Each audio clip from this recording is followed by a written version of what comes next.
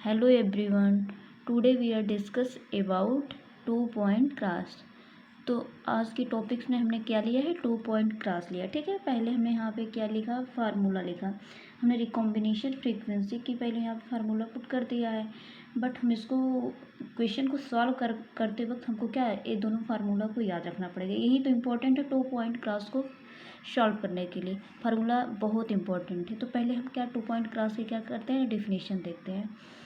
To genes are involve, इसमें क्या होता है 2 point का, जैसे हम कहते थे monohybrid, two genes are involve, ठीक सेम हमारे क्या होता है 2 point क्रॉस भी होते हैं। इसमें हम बस क्या करना है, हमको क्रॉस करवाना है। क्रॉस तो हमको मोनोहाइब्रिड में भी करवाना है, लेकिन ठीक है पहले हम इसमें देखते हैं पॉइंट। 2 point क्रॉस, इसमें क्या होता है, टू जीन्स आर इन्वॉल्व और टू लोकाइस आर आल्सो इन्वॉल्व। ठीक है, दो जीन्स होते हैं या फिर टू लोकाइस इन्वॉल्व होते हैं, और इसके बीच में हम क्या करवाते हैं, क्रॉस करवाते हैं दो जीन्स को लेके। और यहाँ पे हमने बता दिया कि फार्मूला हमको लास्ट में देखना पड़ेगा, क्योंकि क्वेश्चन को सॉल्व करते वक्त हमको क्या फार्मूला की आवश्यकता पड़ेगी। तो चलिए हम देखते हैं। यहाँ पे हमने क्या लिखा, crossing over is directly proportional to the recombination. If crossing over हमारी क्या होगी, बढ़ेगी। जब हमारा क्रॉसिंग ओवर डायरेक्टली अगर इंक्रीज होगा तो रिकॉम्बिनेशन की भी वैल्यू इंक्रीज होगी। इफ क्रॉसिंग ओवर की वैल्यू क्या होगी, डिक्रीज होगी, देन रिकॉम्बिनेशन की भी वैल्यू डिक्रीज होगी। ये हमें बहुत इंपॉर्टेंट है और हमें याद भी रखना चाहिए, क्योंकि हमने यहाँ पे क्या लिखा है, डायरेक्टली। ठीक है, तो याद रखना, क्रॉसिंग ओवर बढ़ेगी तो रिकॉम्बिनेशन की भी वैल्यू बढ़ेगी, अगर एक घटेगी तो सी यू की वैल्यू भी डिक्रीज होगी। हमने यहाँ पे क्या लिखा है, ये भी बहुत इंपॉर्टेंट है। यहाँ पे क्या लिखा, अगर लिंक्ड है, ठीक है, 0% अनलिंक्ड है तो 50%, अगर इनकम्प्लीट लिंक्ड है तो 0 से 50%। देखते हैं हमको, अभी इसको हम आपको अच्छे से बताते हैं, लिंक्ड, अनलिंक्ड, इनकम्प्लीट। क्वेश्चन जब हम सॉल्व करेंगे तो सबसे पहले हम देखते हैं कि जीन हमारे लिंक है कि अनलिंक्ड है, इनकम्प्लीट डोमिनेंट है। ठीक है, इनकम्प्लीट लिंक्ड है, यही हमको क्या करना है, यही हमको क्वेश्चन में पूछा भी जाता है और यही हमारा क्या है, इम्पोर्टेंट भी है। तो चलिए हम देखते हैं। यहाँ पे हमने क्या किया, क्वेश्चन अगर है तो उसमें पूछेगा जीन लिंक है क्या, तो ठीक है, पहले तो क्वेश्चन में पूछा जाएगा। एंड देन सेकंड पूछेगा तो what is the recombination frequency, उसकी रिकॉम्बिनेशन फ्रीक्वेंसी क्या है। एंड थर्ड में पूछ सकता है कि जीन की जो डिस्टेंस है, वो जीन की डिस्टेंस कितनी है। याद रखना, जीन की डिस्टेंस हमेशा किस में पूछा जाता है, सेंटीमार्गन में पूछा जाता है। जब भी हम 2 point 3 point निकालते हैं क्रॉस, तो उसमें जीन की जो डिस्टेंस होती है हमको सेंटीमार्गन में, न कि सेंटीमीटर में, किस में निकाला जाता है, हमको सेंटीमार्गन में, स्मॉल से कैपिटल एम, इसको क्या कहते हैं, सेंटीमार्गन। ठीक है, अब यहाँ पे देखना, मैंने कहा था ना, यहाँ पे लिंक्ड, अनलिंक्ड, इनकम्प्लीट, डोमिनेंट। अब हमें इसी को देखते हैं। A and B are close, जब ए और बी, मान लीजिए यहाँ पे क्या मैंने लिख दिया, ए है और यहाँ पे क्या लिख दिया मैंने, बी है। मान लीजिए ये दोनों के बीच में मान लीजिए कितना, बहुत नज़दीकी दूरी है। ठीक है, ये क्या है, बहुत नज़दीक हैं, और जब नज़दीक होंगे तो क्लोज होंगे। जैसे मान लीजिए कोई बहुत नज़दीक बहुत क्लोज है, तो उसमें जो पेरेंटल होगा 100% होगा। इसलिए मैंने यहाँ पे लिखा था लिंक्ड, अनलिंक्ड। ठीक है, तो वहाँ पे जो हमारे ए एंड बी क्लोज होंगे, बहुत नज़दीक होंगे, तो वहाँ पे 100% क्या होगा, पेरेंटल होगा। बट रिकॉम्बिनेशन की वैल्यू हमारी वहाँ पे क्या होती है, 0 होती है। सबसे इम्पोर्टेंट यही हमारा है, यही हमें याद रखना है कि अगर A and B are very close, then 100% parental and 0% of recombination. And हम सेकंड देखते हैं, इसलिए मैंने कहा था कि मैं आपको ये तीनों वैल्यू बताऊंगी, इसको हमको याद रखना, भूलना नहीं है, क्योंकि क्वेश्चन में हमसे यही पूछा जाता है। अगर ये हमको 3 पॉइंट अगर हमको याद है या हमको जानते हैं अच्छे से, तो हम क्वेश्चन को या कोई भी क्वेश्चन को देख के भी आंसर हम दे सकते हैं। If A and B at an intermediate, अगर ए और बी क्या है, एक इंटरमीडिएट है। ठीक है, ए एंड बी क्या है, इंटरमीडिएट, 50 to 100% क्या होंगे, पेरेंटल होंगे। 50 to 100% क्या होंगे, पेरेंटल हो गए, इंटरमीडिएट की बात है। ठीक है, एंड 0 to 50% क्या होगा, रिकॉम्बिनेशन होगा, 0 से लेके 50% तक। ठीक है, क्या होंगे, रिकॉम्बिनेंट होंगे। And A and B are far, A और बी बहुत दूर तक है। ठीक है, तो फिर वहाँ पे जब दूर होंगे तो वहाँ पे हमको सीधे याद रखना होगा कि 50% पेरेंटल एंड 50% ऑफ रिकॉम्बिनेशन। जब दूर होंगे तो 50% पेरेंटल एंड 50% क्या होगा, रिकॉम्बिनेशन होता है।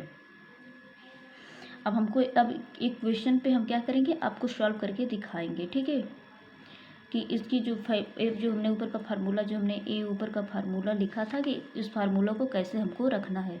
यहाँ पे लिखा था ना, हमने क्या लिखा था, रिकॉम्बिनेशन फ्रीक्वेंसी बराबर total number of recombination upon total number of progeny into 100। अब इसी को हम क्या करते हैं, देखते हैं। हमने इक्वेशन लिखा है तो उसको चलिए रखते हैं उसी पे। यहाँ पे हमने क्या लिखा, क्या लिखा, राउंड येलो। हमने क्या किया, राउंड येलो लिया है, रिंकल्ड ग्रीन लिया है, राउंड ग्रीन लिया है, एंड क्या लिखा, रिंकल्ड येलो हमने लिया है। अब हम देखते हैं, देखिए हमने आपसे क्या बताया, जब ज़्यादा होगा, जब भी आपको क्वेश्चन में भी देखिए, जब जिसकी वैल्यू ज़्यादा होगी वही हमारा क्या होता, पेरेंटल होता है। तो यहाँ पे हमारा क्या होगा, पेरेंटल होगा, ठीक है। और एक देख रहे हैं ना, बहुत क्लोज पे 350 360, ये हमारे क्या होंगे, पेरेंटल होंगे। तो जिसकी वैल्यू ज़्यादा वो हमारा क्या होता है, पेरेंटल होता है। आपको हमेशा पेरेंटल की वैल्यू ज़्यादा देखने को मिलेगी, समझिए। जब भी जहाँ भी देखिए, यहाँ पे भी मैंने क्या लिखा है, 100% पेरेंटल, 50 to 100% पेरेंटल, ठीक है। एंड जब भी देखेंगे तो हम क्या देखेंगे कि हमारा जो जीन है पेरेंटल हमारा जब भी होगा हमेशा ज़्यादा ही देखने को मिलता है, 50% से ज़्यादा ही देखने को मिलेगा। तो क्वेश्चन में सॉल्व कर सकते, ये हमारा दोनों क्या है, ए हमारा दोनों हो गए पेरेंटल एंड ए दोनों हमारा क्या हो गया, रिकॉम्बिनेशन, ठीक है। तो रिकॉम्बिनेंट वैल्यू, तो रिकॉम्बिनेंट वैल्यू को ही हमें रखना है, तो परसेंटेज ऑफ रिकॉम्बिनेशन। अब हम क्वेश्चन को देखते हैं, हमने यहाँ पे क्या लिखा, परसेंटेज ऑफ रिकॉम्बिनेशन। तो यहाँ पे एक क्या हो गया, पेरेंटल को तो हमें लेना नहीं, हमें तो फार्मूला में ऊपर बताए थे रिकॉम्बिनेशन की वैल्यू लेना। तो रिकॉम्बिनेशन की वैल्यू हमारी कितनी है, यहाँ पे हमारी 142 148। तो 142 + 148 अपॉन टोटल हम क्या करेंगे, यहाँ पे टोटल निकालेंगे। टोटल निकालने के लिए हम क्या करते हैं, सबको ऐड कर लेते हैं।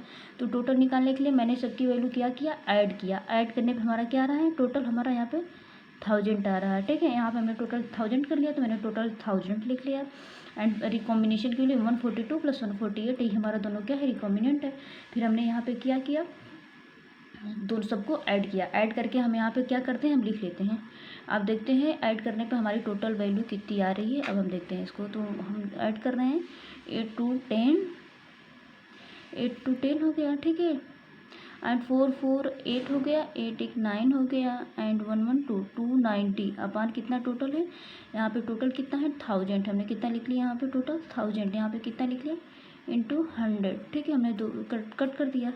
अब 10 से डिवाइड करें, 10 2 2 10 2 = 20 एंड 10 9 = 90। तो हमारा वैल्यू कितनी आ गई, रिकॉम्बिनेशन की वैल्यू हमारी कितनी आ गई, 29 सेंटी मार्गन, कितने, 29 सेंटी मार्गन आ गया, ठीक है। हमने देखिए, हमने कोशिश किया है आपको इजी में कि समझें, और आप भी एक क्वेश्चन अपने से सॉल्व करिएगा, देखिए बहुत इजीली आप सॉल्व कर ले। हम बस एक बात आपको याद रखना है कि जब भी हमारी वैल्यू आएगी देन हमारी जब भी वैल्यू रिकॉम्बिनेशन की आएगी तो कम आएगी, एंड पेरेंटल की वैल्यू जब देखेंगे क्वेश्चन में, हमेशा पेरेंटल की वैल्यू यहाँ पे क्या होता है, ज़्यादा दिया रहता है, एंड रिकॉम्बिनेशन की वैल्यू हमेशा क्या होती है, कम दी रहती है।